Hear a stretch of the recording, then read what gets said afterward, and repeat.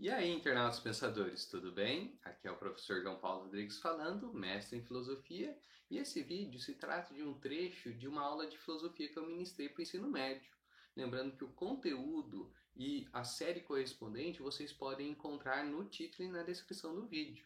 Também trata-se de um áudio mais simples, mais direto e mais didático para aqueles que querem estudar para o vestibular e para o Enem. Desde já agradeço e, por favor, curtam o vídeo.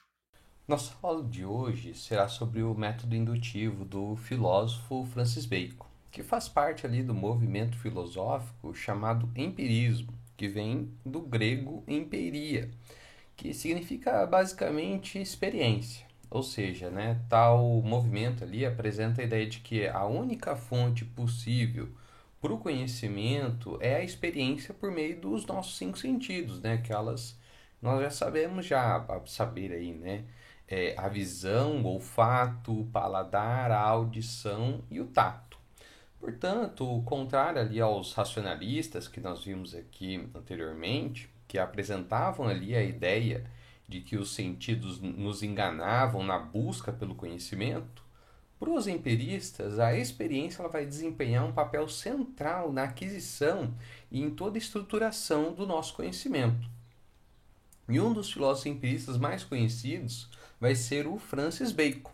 Ele que nos apresenta a condição de que, para que a gente alcance o conhecimento, nós devemos primeiro limpar nossa mente de todas as coisas que atrapalham a busca desse conhecimento. Aquilo que o filósofo chamou de ídolos. Pois aí esses ídolos, eles nos limitam na busca pela verdade. Então, ao todo, Bacon apresenta quatro ídolos, a saber ali os ídolos da tribo, os ídolos da caverna, os ídolos do foro e os ídolos do teatro.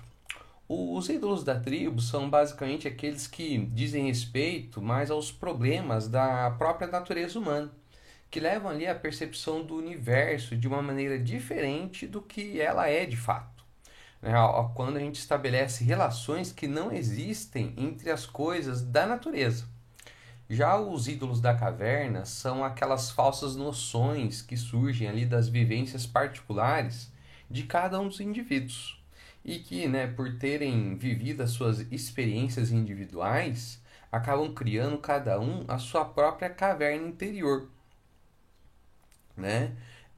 Já os ídolos do foro, ou os ídolos do mercado, são aqueles erros que diz respeito mais ali à ambiguidade da comunicação, que muitas vezes é proporcionada pelo mau uso da linguagem.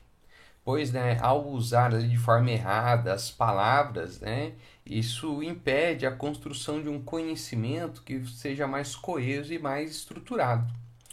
E, por fim, teríamos ali os ídolos do teatro, que são aqueles, se trata daqueles indivíduos que basicamente aderem aos sistemas filosóficos e que, por se utilizarem dessas regras falsas de demonstração, acabam afastando o ser humano desse caminho da verdade.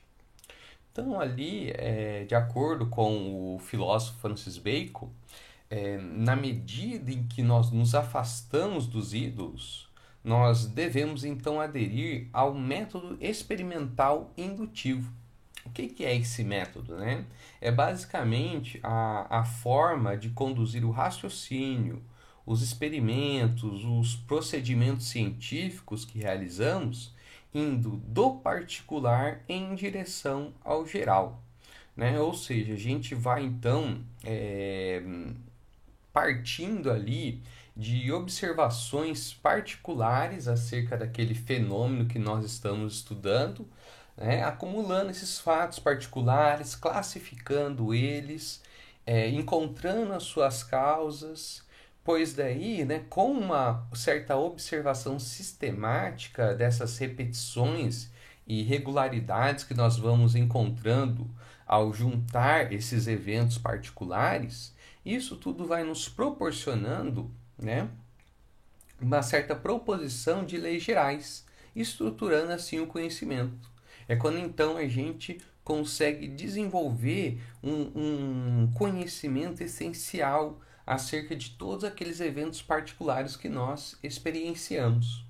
E por isso, né, o método indutivo, ele parte então desse real, do singular, né, daquilo que é concreto, daquilo que é experienciável, para que só então a gente consiga buscar níveis mais gerais, níveis mais universais acerca do conhecimento verdadeiro.